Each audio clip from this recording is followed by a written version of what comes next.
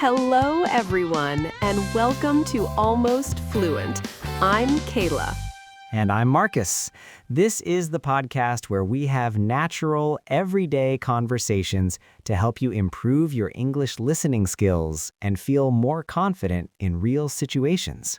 Today, we're talking about eating out at a restaurant, something most of us do pretty regularly, and a situation that involves a lot of really useful everyday English. It's one of my favorite topics because I genuinely love eating out. Kayla, how often do you go to a restaurant? Probably once or twice a week. I tend to treat it as a proper occasion. I'll research the restaurant in advance, check the reviews, sometimes even look at the menu online before I go, so I already have an idea of what I want to order.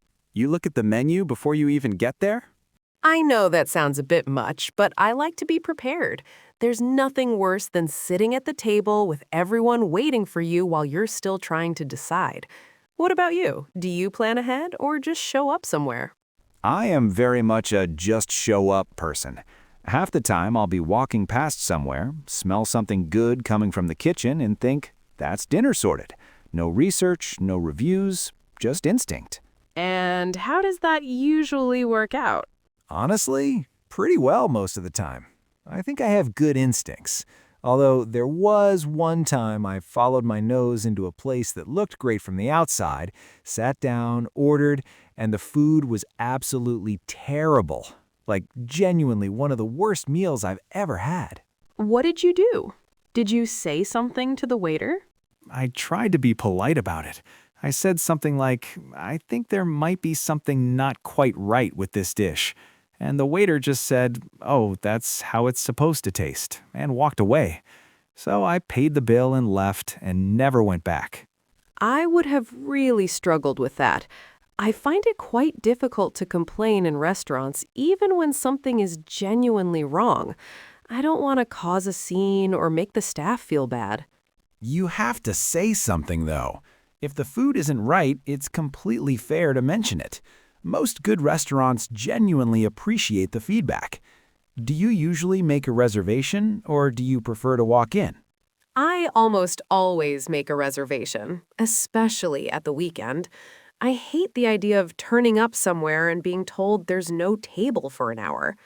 I'll usually book a few days in advance, sometimes a week if it's a popular place. I respect the organization, but I find it a bit restrictive.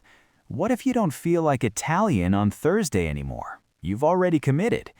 I prefer to keep my options open and just take my chances. The number of times you must have been turned away at the door, though?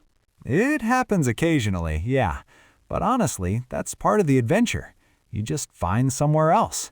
Some of the best meals I've ever had were at places I stumbled into because my first choice was fully booked. That is a surprisingly positive way to look at it. What about when you actually sit down and look at the menu? Are you a quick decision maker or do you take ages? Takes me forever. I always get menu paralysis. There are too many good options, and I'm terrified of ordering the wrong thing and then watching someone else's food arrive and wishing I'd ordered that instead. That happens to me too sometimes, even with all my advanced preparation. I'll have decided on something before I arrive and then see a daily special on the board and completely change my mind at the last second. Daily specials are dangerous. They're always written on a chalkboard and fancy handwriting to make them sound irresistible. What kind of food do you usually go for when you eat out? I tend to order things I wouldn't normally cook at home. So if I'm eating out, I'll go for something that takes a lot of skill or time to prepare. A really good risotto or fresh pasta or a perfectly cooked piece of fish. Things that are genuinely better in a restaurant than anything I could make myself. That's a smart approach, actually. I tend to just order whatever sounds most delicious in that moment, regardless of whether I could make it at home. Burgers, steaks, big sharing platters. I'm very easily tempted by the most indulgent thing on the menu. Do you usually have starters as well as a main course? Always. I cannot skip starters. Bread and oil while you're waiting, a proper starter, a main, and then I'll at least look at the dessert menu even if I'm already full. It's a commitment when I go out to eat. I'm much more selective. I'll usually just have a main unless it's a special occasion or I notice a starter that really stands out. I always feel slightly guilty about the bread basket, though. I know it's going to fill me up before the food even arrives, but I can never resist it. The bread basket is one of life's great pleasures. Never feel guilty about the bread basket. How do you find interacting with the waiting staff? Some people find it really awkward. Honestly, a little bit. I'm not unfriendly, but I'm quite reserved in new social situations. I'll ask politely for what I need, but I don't tend to have long conversations with the waiter. I just want to order and enjoy my meal without feeling like I'm being checked on too often. I'm the complete opposite. I love chatting with the staff. I'll ask them what they recommend, what their personal favorite on the menu is, whether the kitchen does anything special that isn't written down.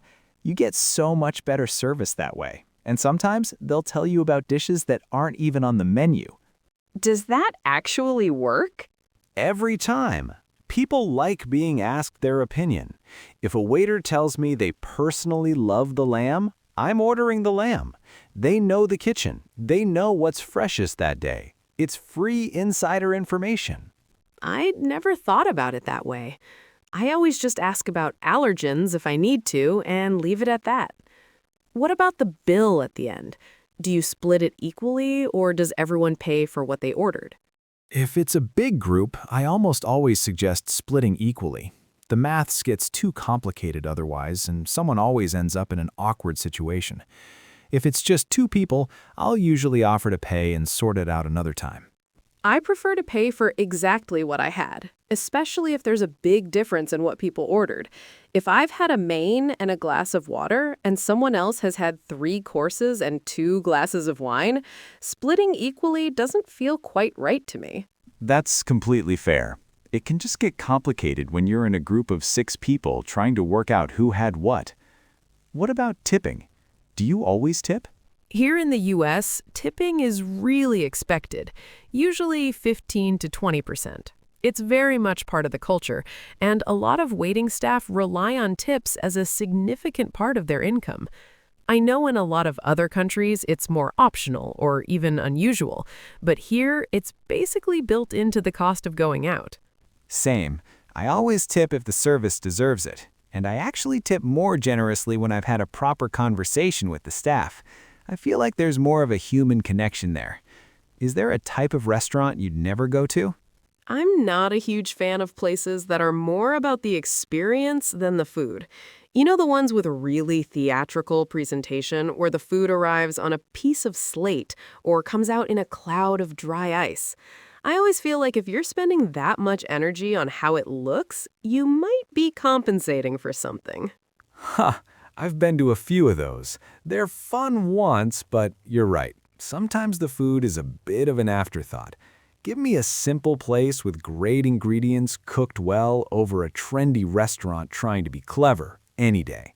On that, we completely agree. Well, there's a first time for everything. Thanks so much for listening to Almost Fluent today, everyone. Whether you're a meticulous planner like Kayla or a walk-in, wing-it type like me, eating out is one of those situations where English really comes to life. Ordering, asking questions, chatting with staff, splitting the bill. And the best way to get comfortable with all of that is exactly what you're doing right now, listening to natural conversations and absorbing the language as it actually sounds. Next time you're in a restaurant, try asking your waiter what they recommend. You might be surprised. She's not wrong. We'll see you in the next episode. See you next time on Almost Fluent.